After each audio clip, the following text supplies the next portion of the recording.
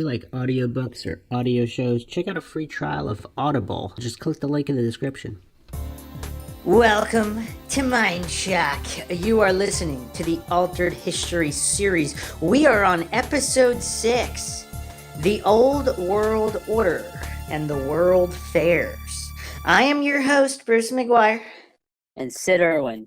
And we are once again going to pick Sid Irwin's Mensa brain in helping to deduce the possibilities regarding a worldwide conspiracy and cover-up of the mud flood, of Tartaria, and of the old world order that may have existed in the not-so-distant past and has been rewritten in our altered history, so that we will not know this truth for some reason. And we will be going over all of that and more in typical Mindshock fashion.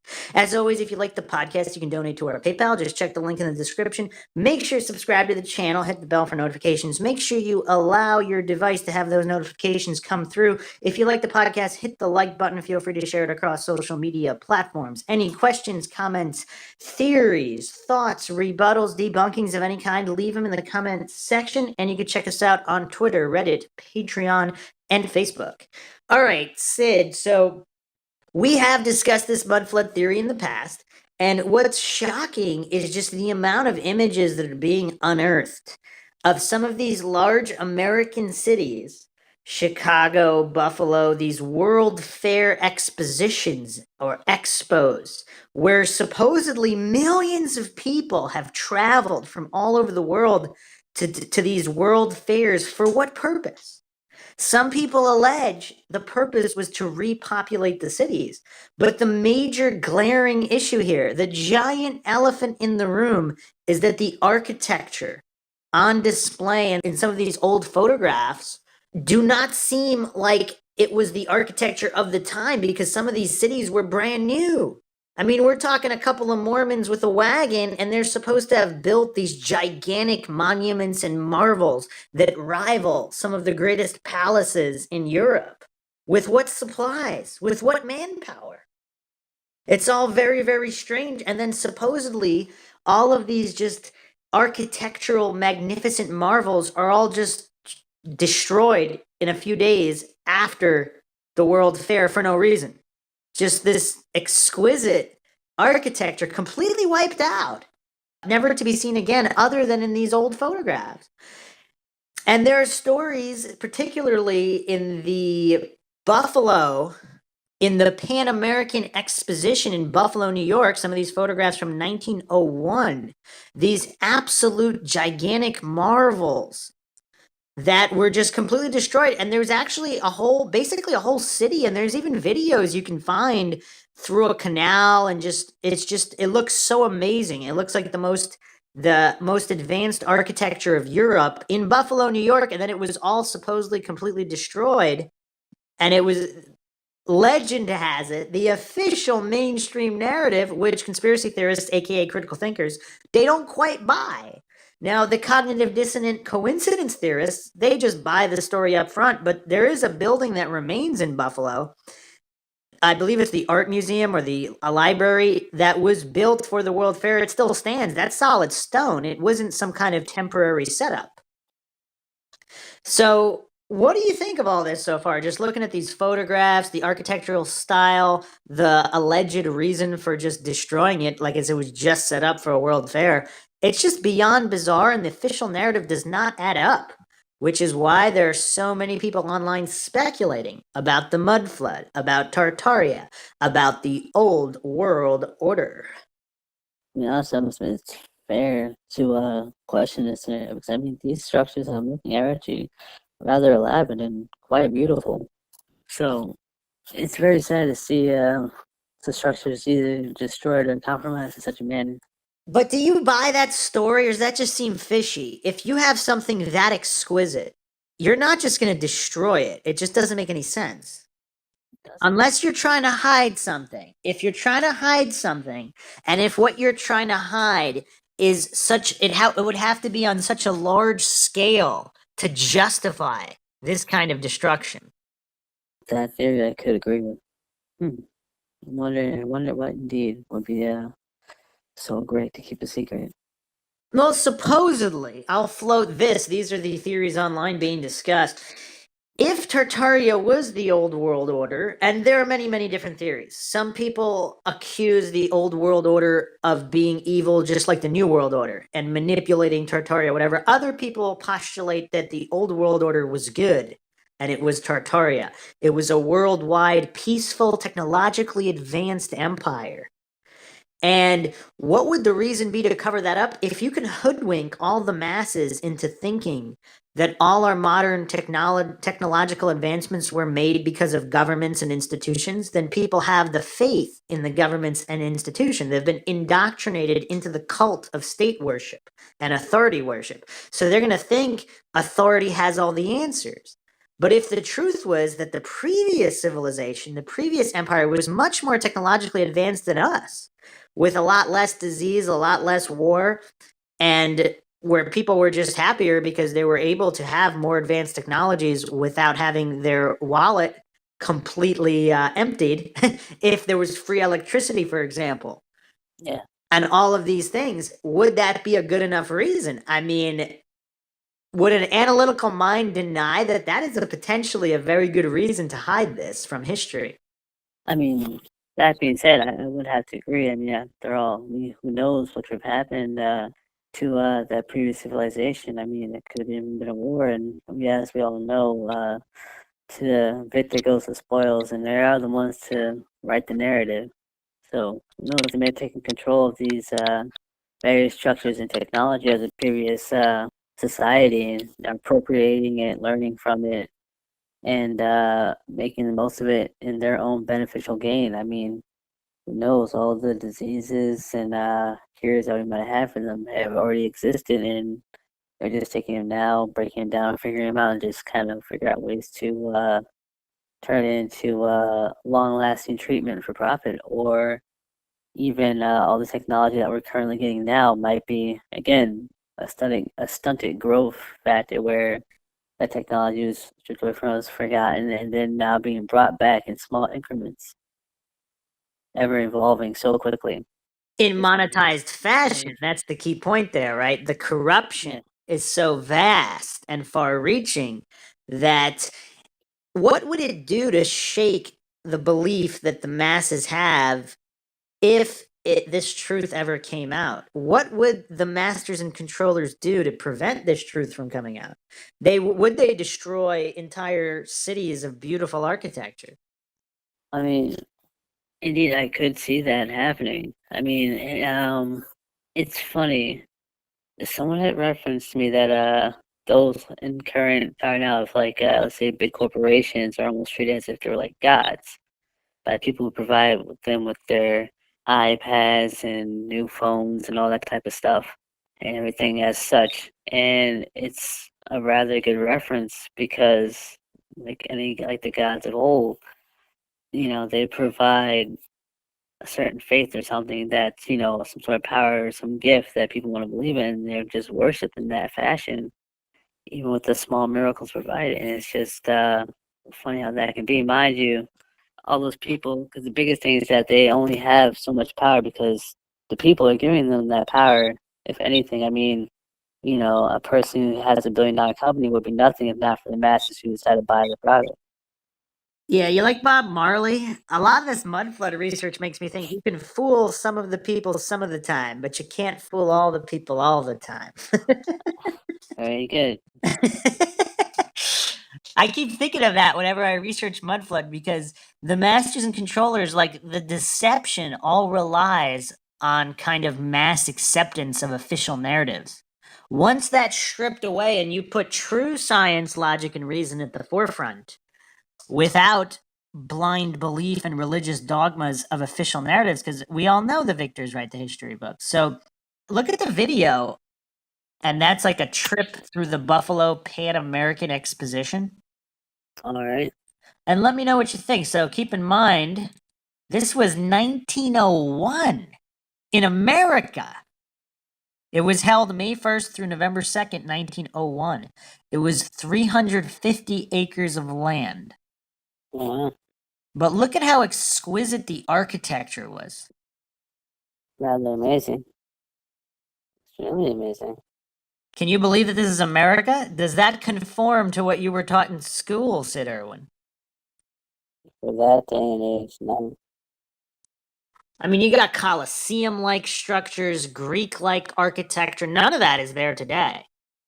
No, it's not. Extremely fancy indeed. Perhaps the closest thing might have been something similar to that of the White House, but that's about it. I mean, you had Mm. canals. I mean, it's just so exquisite. And all of those structures. I mean, this is like, it's just so amazing, and this is why all these conspiracy theories about Tartaria come up, because a lot of this architecture is similar all over the world on every continent. Now, do you buy that they would just tear it all down? I mean, would a logical person not at least raise an eyebrow on that narrative? It is very odd. Especially in the sense of tearing it all down, then you have to wonder how you can get that mass of people to agree to say, yes, this did not exist. Especially those who did live in it and experienced it for themselves. All right, now look at the photographs of the Chicago World Fair with the giant statue and the pretty fountains. Look at that architecture. Those look like the palaces of Europe, do they not? That's Chicago. 1893, my friend. 1893. That is rather wild. I mean, I even see some level of influences from Spain, even Italy, perhaps. Yeah, but do you believe that the That population with the construction tools at that time could have made that? Because if you look at the Old West photos from the frontier life, you don't just jump from a bunch of, you know, flatboard wooden houses to that. Where's the middle ground? Like they just went from making these Old West shantytown style buildings to that. Do you buy that, said Erwin? no, I can't. There seems to be, we must be missing something. And the coincidence theorists have not offered anything. They've offered no logical explanations, which is why all of these mud flood theories and Tartaria theories are rampantly growing on the internet like wildfire, because there are critical thinkers out there who are simply not taking on blind faith as gospel truth. The official historical narrative, which is, of course, written by the victors. Just very, very bizarre. I mean, you even have San Francisco, Salt Lake City, all these places all over the US where you go from shantytown to this exquisite architecture. And in the case of World Fairs, you have this architecture being mostly wiped out shortly after the World Fair. Does that make any sense to you at all, Sid Irwin? No, it does not. How long do you think it would take to build such an exquisite city? Because when you look at that architecture in Europe, supposedly it took quite some time to build those palaces. That's not something you put up in a matter of weeks when you don't have these high-powered cranes, advanced technology, or even thousands of people working on it. If you people doing the math online, the populations and the amount of construction workers with almost no technology. I mean, they had wagons. They had wagons, and they built that with wagons. They had wood and wagons, and they built that exquisite stone architecture of these gigantic buildings. What are you thinking, Sid Irwin? Uh, I mean, let's be honest and think about this, right? To break down structures like that, I mean, for one, it's definitely a key step in manipulation. You never want to let someone believe that they were better at one point. Clearly, if you really wanted to try to control the narrative, so that's one key point. Never let them know that they had something better and more amazing than what you have to provide for them now. And start to get them to think, get to wonder, start try to figure out exactly what went wrong, what happened. It's got to be somewhere, right? And then beyond that, it's just again, I wonder, like, I mean, could it, like you said, could it destroy the structures? If so, like, how could it do so quickly, so thoroughly? Again, beyond even what's on that keeping people from talking and such. So it makes me wonder even then, is there some sort of, instead of just getting people to sign a deal or something like that, maybe there was some sort of device, concoction, something that would have, I guess maybe manipulated people and since made them more suggestive to the words or lines given to them or fed, which makes me have to wonder. And then, sadly, I have to also try to look at all the aspects. I have to throw this in. What is the possibility that even some of the photos may be coincidental or elaborately set up or fed to make people believe that there might be something better or more intriguing that might have been lost? Just the scale is what gets me. The scale. These structures and statues are so massive. To make believe that they were just erected for just a short period of time for a world fair, I mean, that is asinine. Check out the video. That's the Chicago World Fair in 1893 video that still remains. And at night, the whole place had electricity. It was all lit up. No way. As we're looking at it, I'll watch it with you. They had all this advanced technology, but yeah, starting at 35 seconds, you can see a nighttime shot. Indeed. But to believe that that was all built, I mean, so this is 1893. So, like, what's the theory here? How long did it take them to build that? And they just tore it all down right after they built it? Does that make any sense to you, Sid Irwin? It doesn't. Wait, is that water moving? I wonder. It's a very nice building. I mean, these are videos, Right. or a combination of videos and photographs. And notice the obelisks, like what people, the obelisks and the Greek style architecture. This architecture is all over the world. Is that a coincidence? I mean, you got this architecture in Australia, things that don't make any sense. Like they didn't have the kind of technology and cranes required in the outback to build this kind of architecture. If you want to say in Europe where they had all the manpower and the most advanced technology, I mean, I still don't know. I'm not an architect. I don't know how easy or how hard or how long it would take, but when you're erecting these single piece columns, these are single piece columns. Indeed. It can't be easy. And if all you have is wagons back then, it just seems very strange. I mean, what rock quarries, how far did they put all these stones? How did they carve the stones? How did they lift them? And why is there no evidence of them building it? That's another thing that the mud flood conspiracy theorists point to. There's just an extreme lack of evidence in the building of these structures. And that's why these theories arise that they were already there when people came to all these cities. They were already there. And as far as the theory regarding resets, one of the mud flood theories or intertwining theories is every X period of years, there's either some kind of mad flood, mass extinction, and then a new population is reintroduced into the cities which already exist. And the New World Order, Old World Order, whoever, some people say the Freemasons, the Masons that got the architecture for free, they got the masonry for free, or the foundation, the found nation.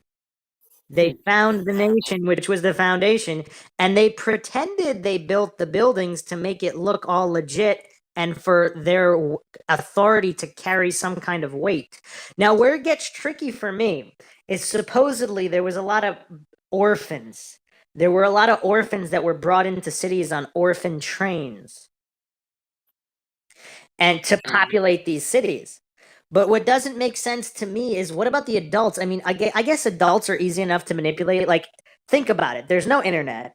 There's nobody. I mean, if you were some random stranger taken to this city and they told you that they built it, you'd be none the wiser, right? Because what reason would you have to doubt them? During that time, I could see that. I could agree. Yeah, I mean, so even now, when you take somebody randomly to some random city and say, "Oh yeah, this was built by so and so," you could even take a walking tour, And the historian told you this. Would the average person doubt that information, or would they just believe it? The average person, more or less, more likely, yes, it would. And then they're going to tell their children the same story. So you're 1-2 generations down. The lie basically told itself, right? And nobody would know the truth. And that seems to be the situation we're in right now, because we have all this anomalous evidence, all of these anomalous photographs and videos that don't quite make sense when you expose them to logical scrutiny. So obviously, all theories are on the table. Nobody knows what really happens, but I floated a bunch of these theories, especially regarding the old world order. So was the old world order simply Tartaria, a worldwide empire with all of this amazing architecture, all of a similar style, all over the world? And then for whatever reason, it was wiped out and erased from history. What also comes to mind is that scene in 300 where Xerxes tells Leonidas that they would be wiped from the history books and anybody ever mentioning their name will be put to death. Yes. That's kind of what they did back in the day, right? Like when the ultimate punishment is to be erased from history. So what happened that erased Tartaria from history? And the other thing I like to point out is there is obviously with all the book burnings that took place in history, which there were a lot of documented book burnings. Why would they be burning books throughout history? Is it just to cover up the truth? It's very true. It's a control of it, methodology to control information without a doubt. Especially its spread and such a continued practice. So, after all, I imagine if, let's say, some group decide to take the Bible and then try to burn all of those, that might put an entire into a religion that's not, spoken by, word of mouth from generation to generation, which I imagine over time would soon begin to dwindle and be forgotten. And here's where it gets tricky, though, because the best way to hide the truth is in plain sight, of course. So we still have evidence of all this architecture all around us. A certain amount still remains. But here's the thing. Would there be more evidence left? Because we have little bits and pieces referring to Tartaria, and it seems like what they did is the Tatars, which still exist in Europe. There's a group of people called the Tatars, and there's reference to the Great Tartary and all of these quasi-similar names. And then, of course, Tartarus itself in Greek mythology, the underworld. You have all these references that include Tartar or Tatar. Is it all a coincidence, Sid? Can you get people to never look at an empire if this is the truth and this was a peaceful, technologically advanced worldwide empire, the old world order, so to speak? If you wanted to erase them from history, would you also hide them in plain sight so no one would think to even look for them, because you would just attribute them to this small group known as the Tatars, and nobody would ever look at anything beyond that? I would honestly have to say, yes. Yeah, I could see that being a sincere and honest way to go about, I guess, mass manipulation. A sincere and honest way of mass manipulation. It seems like a good strategy. The other thing people point to is all of these massive wars. They really bomb the crap out of these cities. Like if you look at some old photographs of German cities, there was some pretty incredible architecture there as well. And then that got bombed, obviously. Are these wars, some people point to these wars being used as excuses to wipe out old evidence. Specifically in, let's say, Serbia, and then, of course, Nikola Tesla's grandfather, according to some theories, was part of the Tartarian Empire, and he knew about these technologies. Some people postulate that Nikola Tesla, even though he was a genius, he wasn't as original as people attribute him to be. Did his grandfather tell him things about Tartaria and all of this lost technology of free energy that he dreamed to bring to the world? Was he dreaming to bring it back to the world instead of bringing it to the world for the first time? And how did he know so much? That's a fair question to ask. Indeed it is. Many, many unanswered questions on the Mindshock podcast, as always. and plenty more to explore. And this is just the tip of the iceberg. We'll be going more in depth with dedicated episodes to each of the things we mentioned here, but it is undeniable that some of this architecture found in America would have been very difficult to construct in short periods of time with not that much manpower and just a bunch of wagons and not that many people. It just seems very strange, and to destroy it after the World Fairs, and then of course the World Fairs themselves being very mysterious affairs. Why would you travel to a World Fair or exposition? Because how long does it take you to travel back then? There's no airplanes, as far as we know. You're taking boats and trains and traveling for months and months. Were the true purposes of the World Fairs hidden, and we still don't know them today?